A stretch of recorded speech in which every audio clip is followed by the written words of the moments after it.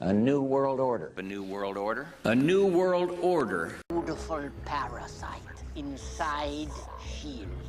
For 70 years, Hydra has been secretly feeding crisis, reaping war. And when history did not cooperate,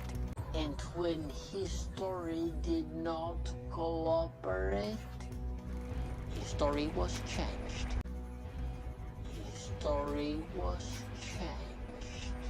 That's impossible. S.H.I.E.L.D. would have stopped you. Accidents will happen. Hydra created a world so chaotic that humanity is finally ready to sacrifice its freedom to gain its security. Hydra created a world so chaotic that humanity is finally ready to sacrifice its freedom to gain its security. Once the purification process is complete, Hydra's new world order will arise.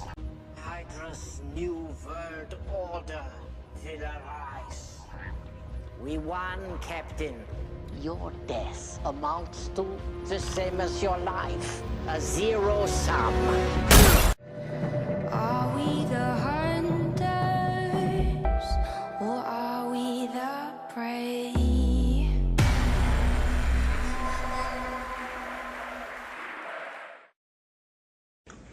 Ladies and gentlemen, the very word secrecy is repugnant in a free and open society. And we are, as a people, inherently and historically opposed to secret societies, to secret oaths, and to secret proceedings. We decided long ago that the dangers of excessive and unwarranted concealment of pertinent facts far outweighed the dangers which are cited to justify it. Even today, there is little value in opposing the threat of a closed society by imitating its arbitrary restrictions. Even today, there is little value in ensuring the survival of our nation if our traditions do not survive with it.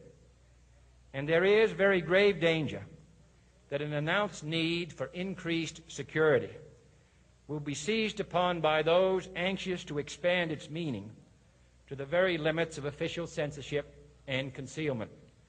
That I do not intend to permit to the extent that it's in my control.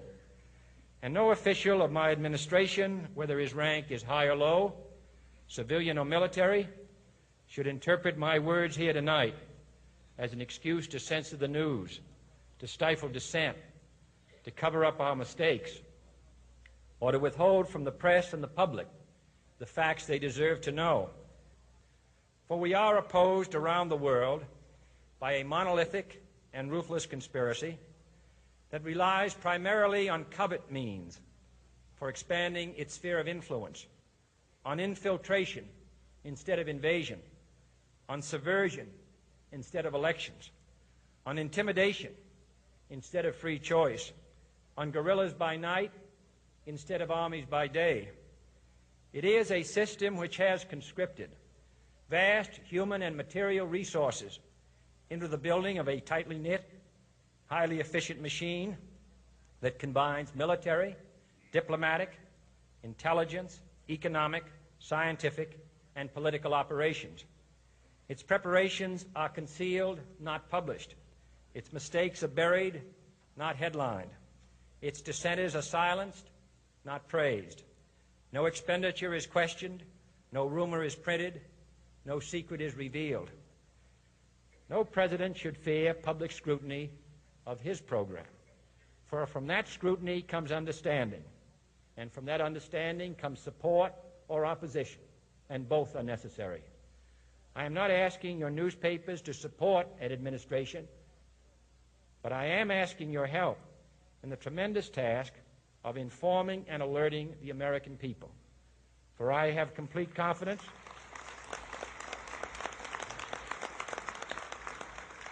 in the response and dedication of our citizens whenever they are fully informed. I not only could not stifle controversy among your readers, I welcome it. This administration intends to be candid about its errors. For as a wise man once said, an error doesn't become a mistake until you refuse to correct it. We intend to accept full responsibility for our errors, and we expect you to point them out when we miss them. Without debate, without criticism, no administration and no country can succeed, and no republic can survive. That is why the Athenian lawmaker Solon decreed it a crime for any citizen to shrink from controversy. And that is why our press was protected by the First Amendment, the only business in America specifically protected by the Constitution, not primarily to amuse and entertain, not to emphasize the trivial and the sentimental, not to simply give the public what it wants, but to inform, to arouse, to reflect, to state our dangers and our opportunities, to indicate our crises and our choices, to lead, mold, educate, and sometimes even anger public opinion. This means greater coverage and analysis of international news, for it is no longer far away and foreign, but close at hand and local. It means greater attention to improved understanding of the news, as well as improved transmission. And it means, finally, that government at all levels must meet its obligation to provide you with the fullest possible information outside the narrowest limits of national security. And so it is to the printing press, to the recorder of man's deeds, the keeper of his conscience, the courier of his news, that we look for strength and assistance, confident that with your help, man will be what he was born to be, free and independent. We have before us the opportunity to forge for ourselves and for future generations a new world order, a world where the rule of law, not the law of the jungle, governs the conduct of nations. Now we can see a new world coming into view, a world in which there is the very real prospect of a new world order. A new world order can emerge. They took the babies out of the incubators. Took the incubators and left the children to die on the cold floor. And they had kids in incubators, and they were thrown out of the incubators so that Kuwait could be systematically dismantled. Just 2 hours ago, Allied air forces began an attack on military targets in Iraq and Kuwait. Kuwait, a member of the Arab League and a member of the United Nations, was crushed. Its people brutalized. 5 months ago, Saddam Hussein started this cruel war against Kuwait. Tonight, the battle has been joined. I overheard a young kid today telling his mother that George Bush died. What does an 11 or 12-year-old kid know about George H.W.Bush?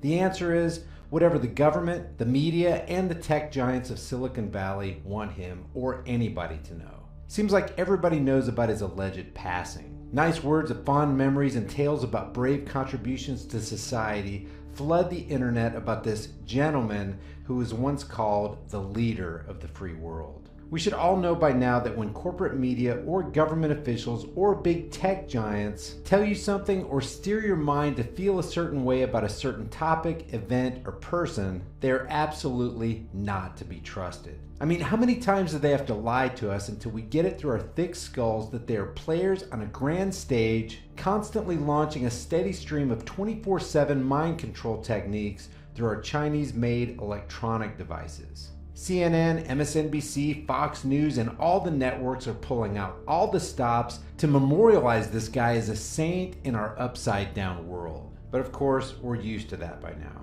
Virtually anybody who dies in public service, especially high-ranking officials, get this kind of media attention. Google has under its search page a devotional link to President George H.W. Bush, 1924 to 2018. Which takes you to all the trending stories about how great this guy is, what a wonderful dad he was, and what a gentleman and leader he was. Freedom-grabbing former presidential puppet Barack Obama says, America has lost a patriot and humble servant in George Herbert Walker Bush. A barrage of over-the-top, check-your-mind-at-the-door appeals to yet another government leader who was soundly controlled by his international banking handlers, who pillaged the American people, supported endless wars, beefed up the military-industrial complex, empowered the IRS, lied feverishly about no new taxes, sold our freedoms down the river to the highest bidder.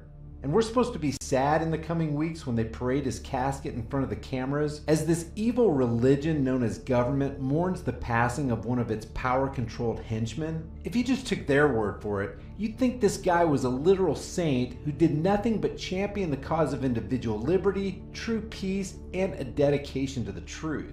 You'd think he single-handedly ended the reign of the international bankers, brought them to justice, and restored us to a sound money system. You'd think he'd ended the wars, cut off funding for the military-industrial complex, and ended the decades-long reign of the domestic terror cell known as the IRS. But he did just the opposite, and we're supposed to be sad? Story after story fills the airwaves about a guy who ascended to the highest puppet position on planet Earth, a position secured and controlled by the Rothschilds banking cartel known as the Federal Reserve. An organization that has exacted the most horrible evils on this planet any twisted mind could possibly conceive. See this list right here? The fourth name down is George Herbert Walker Bush. It appears on a 1948 Yale banner from the satanic secret society known as Skull and Bones. And what was George H.W.'s nickname in the society? Magog. Bush went on to become the 11th director of the incredibly evil Central Intelligence Agency, the 43rd Vice President of the United States from 1981 to 1989, and the 41st President of the United States for one term. H.W. is responsible for prosecuting the failed and inhumane so-called war on drugs, which is really a war on people, for 8 years as Vice President and 4 years as President. Tonight I'll tell you how many Americans are using illegal drugs. I will present to you our national strategy to deal with every aspect of this threat, and I will ask you to get involved in what promises to be a very difficult fight. During his time at the helm, billions were spent and millions were caged and murdered, not for harming others or stealing people's stuff, but for simple possession and sales of drugs politicians said they couldn't have. And that whole time, Bush's CIA was running the most vast and intricate covert drug operation the world has ever seen. If you don't believe me, Google the Iran-Contra affair. On September 11, 1991, Bush expressed his sold-out devotion not to America, but to the one-world spooks at the United Nations. We have before us the opportunity to forge for ourselves and for future generations a new world order. A world where the rule of law, not the law of the jungle, governs the conduct of nations. When we are successful, and we will be, we have a real chance at this new world order, an order in which a credible United Nations can use its peacekeeping role to fulfill the promise and vision of the UN's founders. Think about what this man just said. When we are successful, and we will be, we have a real chance at this new world order. An order in which a credible, not United States of America, a credible United Nations can use its peacekeeping role, that's force guys, to fulfill the promise and vision, not of America's founders, but of the UN's founders. He's basically saying that this new world order will be controlled by the UN, that Americans will be controlled by the UN. Exactly 10 years to the day later, the PNAC, or Project for the New American Century, achieved their planned catastrophic and catalyzing event like a new Pearl Harbor when they brought down the 3 buildings in New York on 9/11.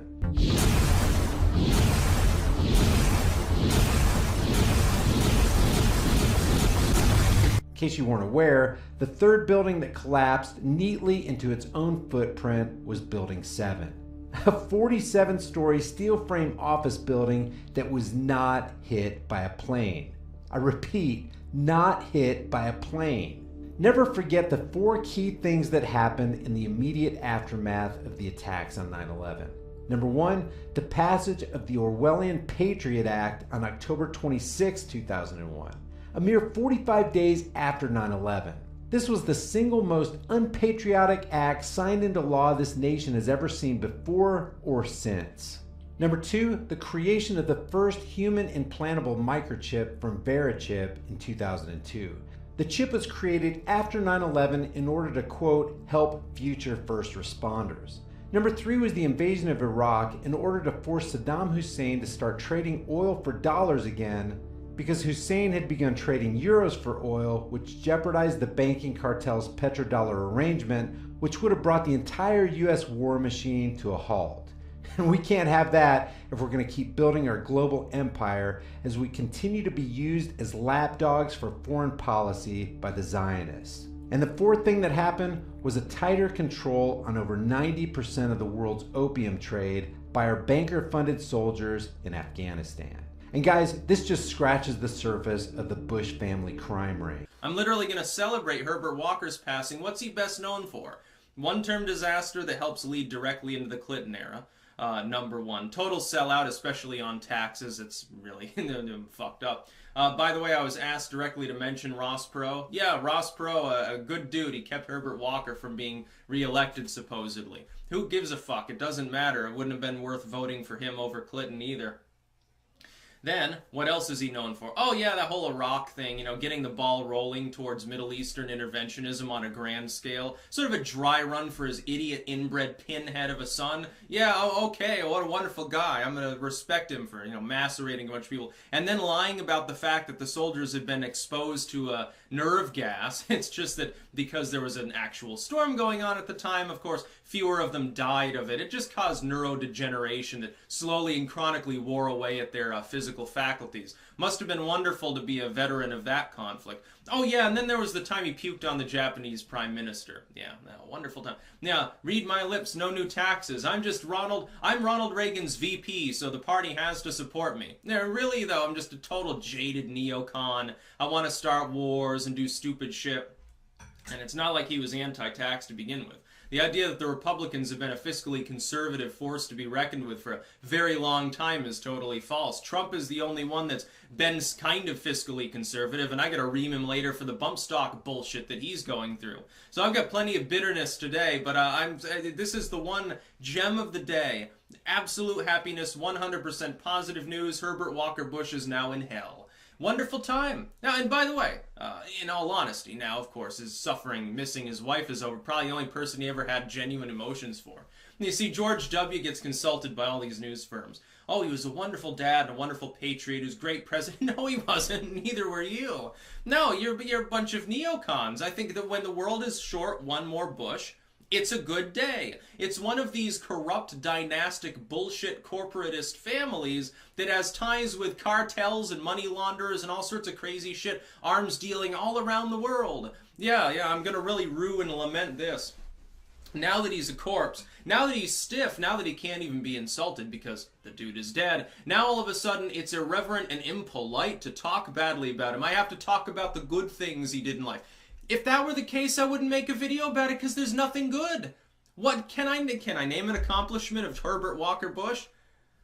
And no, I'm stretching my mind forth into the aeons in the abyss, and I'm not finding much of anything. So yeah, you'll excuse me if I don't give a fuck. But it is good that he's gone. I mean, you know, there was always the risk, you know, that he'd try to run for his second term or something, do some crazy shit. And of course, there's always the risk that Jeb out of nowhere will happen. Yeah, I think that the faster the Bush family ends up being a footnote in history as having 2 failed presidencies, the better. And then there'll be some people that are like, oh, well, the leftists are celebrating Herbert Walker's death. Dude, I'm not a leftist. I'm still celebrating me. Trust me.